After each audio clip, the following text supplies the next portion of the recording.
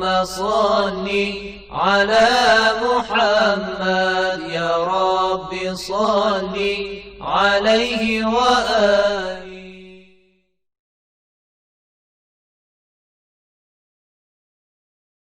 A'udzu billahi minasyaitonir rajim. Bismillahirrahmanirrahim. Alhamdulillahirabbil alamin wassalatu wassalamu ala rasulil azam Muhammadin sallallahu alaihi wa alihi wasallam wa ala ahli baitihi thayyibin at-tahirin wa ashabil muntajibin. Aqulu lakum assalamu alaikum warahmatullahi wabarakatuh.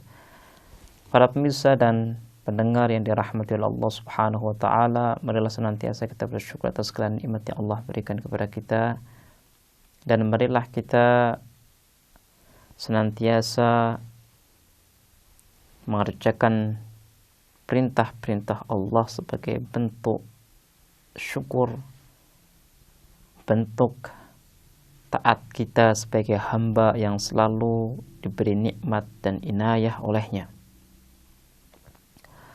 Setelah kita membahas tauhid, maka sampailah kita membahas tentang kenabian, karena memang dasar-dasar agama adalah tauhid, kenabian, dan ma'ad.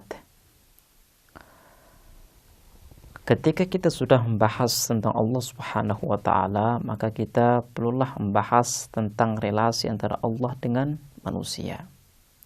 Kita membahas bahwa Allah itu pasti akan memberikan fasilitas yang sempurna kepada manusia untuk bisa menggapai tujuannya.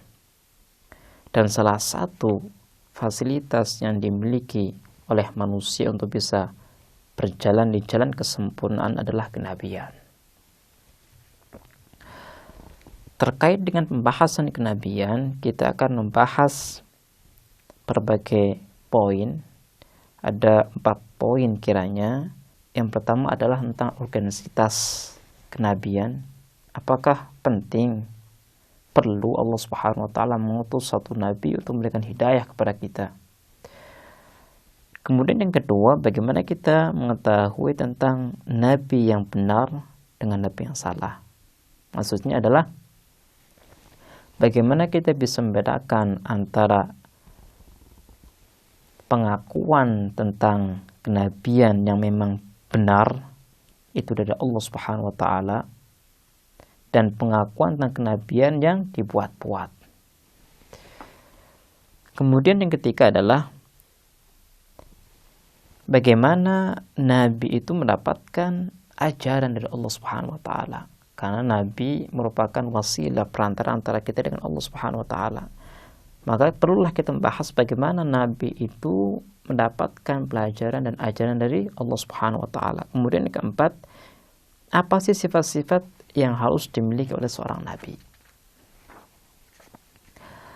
Untuk mengawali pembahasan tentang kenabian, marilah kita membahas tentang perlunya nabi dalam kehidupan manusia.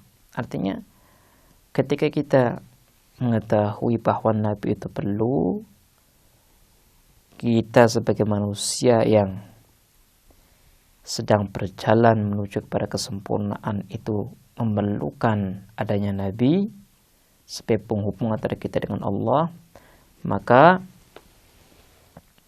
kita harus membahas secara benar, secara detail tentang pembahasan urgensitas terutusnya nabi kepada kita sebagai manusia. Ada beberapa argumentasi, dan salah satu argumentasi yang kuat dalam menjelaskan pembuktian bahwa kenabian merupakan sesuatu yang sangat penting adalah kebutuhan masyarakat, kebutuhan kita kepada undang-undang yang sempurna. Manusia adalah makhluk yang memiliki perasaan, memiliki pengetahuan, makhluk yang bergerak, makhluk yang hidup. Makhluk seperti ini tidak akan mungkin bisa meneruskan kehidupannya tanpa ada undang-undang. Makanya undang-undang sosial atau individu merupakan bentuk perkembangan daripada individu atau masyarakat tersebut. Semakin undang-undang itu sempurna, maka perkembangan masyarakat ini akan sempurna. Dengan syarat undang-undang ini bisa dipraktekkan dalam masyarakat tersebut. Jadi alasan yang pertama, seorang atau sebuah masyarakat bisa menggapai kesempurnaan, bisa hidup dengan baik, bisa hidup dengan bahagia adalah harus adanya undang-undang yang sempurna. Untuk bisa mendapatkan undang-undang yang sempurna, muncullah pertanyaan,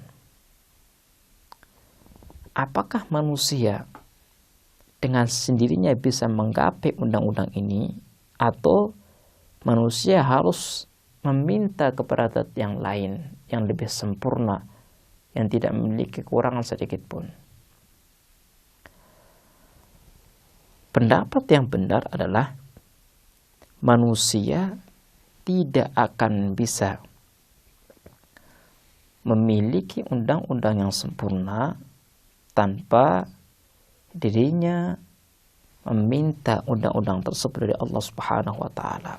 Alasannya adalah yang pertama,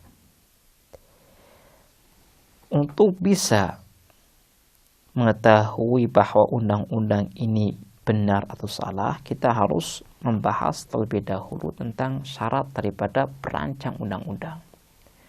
Karena undang-undang berarti hasil daripada rancangan zat yang berilmu, zat yang mampu. Lah kita harus membahas terlebih dahulu syarat daripada perancang undang-undang. Ada beberapa syarat yang harus dimiliki oleh perancang undang-undang yang diperuntukkan untuk manusia. Yang pertama, seorang perancang undang-undang harus mengetahui objek. Karena undang-undang ini diperuntukkan untuk manusia, maka perancang undang-undang itu harus mengetahui hakikat manusia, maslahat manusia, semua dimensi yang ada dalam diri manusia itu bagaimana. Dengan pengetahuan ini, maka si perancang akan menyusun undang-undang yang tepat. Taruhlah manusia itu memiliki dua dimensi, dimensi maknawi dan dimensi jasmani. Undang-undang yang harus diberikan oleh perancang adalah undang-undang yang bisa memenuhi kebutuhan dua dimensi ini. Jangan sampai undang-undang disebutkan dan diperuntukkan untuk manusia adalah undang-undang yang bertentangan. Terulah undang-undang ini untuk maknawi, undang-undang ini bertentangan dengan dimensi jasmani, atau sebaliknya undang-undang ini diperuntukkan untuk jasmani dan bertentangan dengan dimensi maknawi. Undang-undang seperti ini bukannya memberikan maslahat dan faedah kepada manusia, bahkan sebaliknya akan menjadikan kehidupan manusia sebagai kehidupan yang sengsara. Seperti kita melihat ada satu undang-undang, ada satu aturan yang melarang seseorang untuk menikah. Undang-undang tersebut mengatakan kalau seandainya ingin sempurna, janganlah menikah. Undang-undang ini bertentangan dengan fitrah manusia. Undang-undang ini bertentangan dengan dimensi jasmani manusia. Dimensi jasmani manusia itu menginginkan pernikahan, hidup bersama,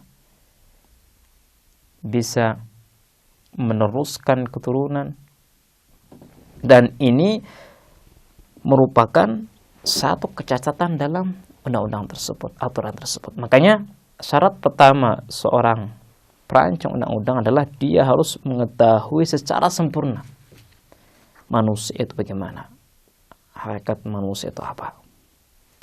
Ini adalah syarat yang pertama, dan insya Allah kita akan membahas syarat-syarat berikutnya supaya kita bisa memahami dengan benar siapa yang layak untuk memberikan undang-undang kepada kita. Dan ketika undang-undang ini hanya dia yang bisa merancang, bagaimana kita bisa mendapatkan undang-undang tersebut. Baiklah, misal kita akan cukupkan bahasan kita kali ini. Kita akhiri. Wassalamualaikum warahmatullahi wabarakatuh.